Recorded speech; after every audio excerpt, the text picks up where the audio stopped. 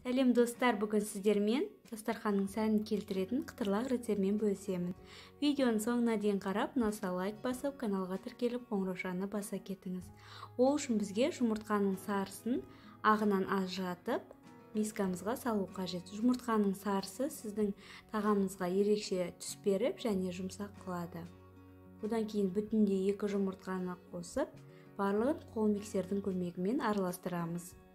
Одан кейін 5 ас қасық қант саламыз. Шым-шым тұз саламыз. Тағы да барлығын бір келке етіп араластырамыз. Қантымыз толық ерігеннен кейін ұнымызды салып, қамыр илей бастаймыз.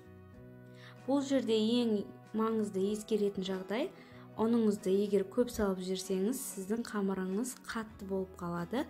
Ол кезде жаюға сізге өте ыңғайсыз болады. Сол себепті ұнды азырақ салуға тырысыңыз.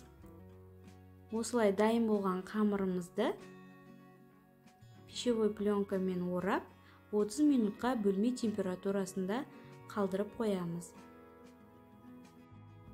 Сол кезде иі қанып, әдемі жайыла бастайды. Қамырымыз дайын болды, енді жақсылап жаюға кірісейік.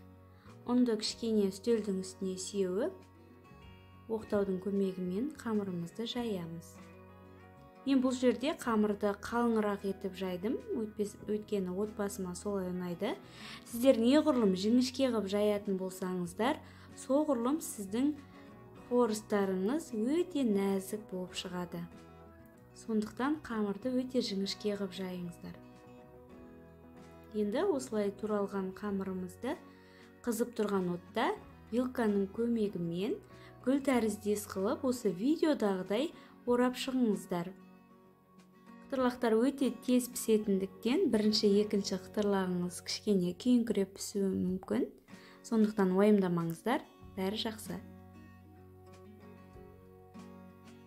Соңына дейін менімен бірге болғандарыңызға рахмет. Міндетті түрде жасап көріңіздер.